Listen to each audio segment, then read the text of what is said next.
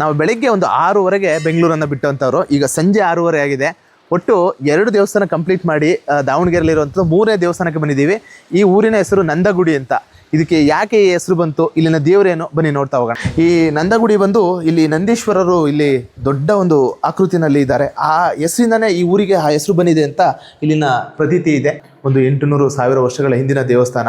ಧರ್ಮಸ್ಥಳ ಕೂಡ ಈ ದೇವಸ್ಥಾನವನ್ನು ಜೀರ್ಣೋದ್ಧಾರ ಮಾಡಿದಂಥದ್ದು 20 ವರ್ಷದ ಹಿಂದೆ. ಈಗೇನು ನೀವು ನೋಡ್ತಾ ಇದ್ದೀರಾ, ಇದೊಂದು ನಂದಿಯ ವಿಗ್ರಹ. ಅಂದರೆ ಶಿವನ ವಿಗ್ರಹಕ್ಕಿಂತ ನಂದಿ ವಿಗ್ರಹ ಬಹಳ ದೊಡ್ಡದಾಗಿದೆ ಮತ್ತು ಅಲಂಕೃತವಾಗಿದೆ. ನೀವು ನೋಡ್ಬೋದು ಮುಂದ್ಗಡೆಯಿಂದ, ನೀವೀಗ ನೋಡ್ಬೋದು ಎಷ್ಟು ನಂದಿ ವಿಗ್ರಹ ಸೂಕ್ಷ್ಮ ಕೆತ್ತನೆಯಿಂದ ಇದೆ ಮತ್ತು ಎಷ್ಟು ಅಲಂಕೃತವಾಗಿದೆ ಅಂತ ಹೇಳಿಬಿಟ್ಟು. ಈ ನಂದೀಶ್ವರರಿಂದನೇ ಇದಕ್ಕೆ ನಂದಗುಡಿ ಅಂತ ಒಂದು ಊರಿನ ಹೆಸರು ಬಂದಿದ್ದಂಥ ಪ್ರತೀಕ. ಹಾಗೆ ಈಗ ಮುಂದಿನ ಒಂದು ಬಾಗಿಲನ್ನು ನೋಡ್ಬೋದು. ನಂದಿಯ ಮುಂದೆ ಇರುವಂಥ ಒಂದು ಬಾಗಿನಲ್ಲಿ ಸುಂದರವಾದ ಕೆತ್ತನೆಗಳಿದೆ. ಹಾಗೆ ದೇವರ ಒಂದು ದರ್ಶನವನ್ನು ಮಾಡೋಣ, ಈಶ್ವರನ ದರ್ಶನ ಮುಂಚೆ ನಾವೊಂದು ಬಸವೇಶ್ವರನ ದರ್ಶನ ಮಾಡಿಕೊಂಡು ನೋಡಿ ಇವತ್ತು ಪೂಜೆ ಆಗಿದೆ. ತುಂಬ ಚೆನ್ನಾಗಿ ಅಲಂಕಾರ ಕೂಡ ಮಾಡಿದ್ದಾರೆ.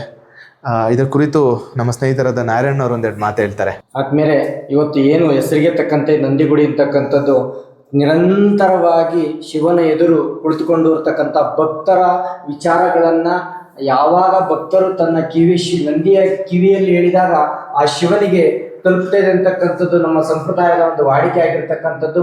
ಈಗ ಬೆಂಗಳೂರಿನಲ್ಲಿ ಯಾವ ರೀತಿ ಒಂದು ದೊಡ್ಡ ಬಸವಣ್ಣ ಅಂತ ಹೇಳ್ತಾರೋ ಅದೇ ರೀತಿಯಲ್ಲಿ ಒಂದು ಅದ್ಭುತವಾದಂತಹ ಒಂದು ಮನೋಹರವಾದಂತಹ ಚೈತನ್ಯಮಯವಾದಂತಹ ನಂದಿಯಲ್ಲಿರ್ತಕ್ಕಂಥದ್ದು ಇಲ್ಲಿ ನಮ್ಮೆಲ್ಲರಿಗೂ ಕೂಡ ಇದು ಅದ್ಭುತ ಇದೆ. ಸುಮಾರು ಇದು ಹೆಚ್ಚಿಗೆ 10ನೇ ಶತಮಾನದ ಈ ಒಂದು ದೇವಸ್ಥಾನ ಆಗಿರ್ತಕ್ಕಂಥದ್ದು. ಈ ಒಂದೊಂದು ದೇವಸ್ಥಾನಗಳನ್ನು ನೋಡ್ತಾ ಇದ್ರೆ ನಮ್ಮ ಪೂರ್ವಿಕರು ಯಾವ ರೀತಿ ಒಂದು ಆಧ್ಯಾತ್ಮ ಬಲವನ್ನ, ಪುಣ್ಯ ಬಲವನ್ನ, ದೈವ ಬಲವನ್ನ ಇಟ್ಕೊಂಡಿರುವಂತಕ್ಕಂಥ ಇದು ನಿಜವಾದಂತಹ ಸಾಕ್ಷಿಯಾಗಿದೆ. ಹಾಗಾಗಿ ಈ ಒಂದು ದರ್ಶನದಿಂದ ತಮ್ಗೆಲ್ಲರಿಗೂ ಕೂಡ ಇವತ್ತು ಯುಗಾದಿ ಹಬ್ಬ ಉಂಟು.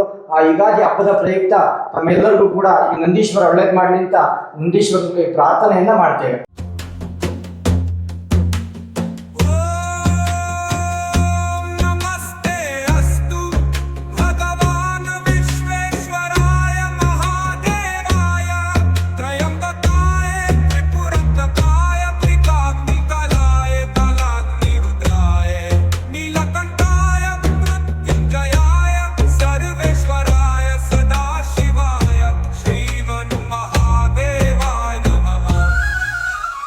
ಇದು ನಮ್ಮ ಇವತ್ತಿನ ಒಂದು ಜನಜಾಗೃತಿ ಯಾತ್ರೆ.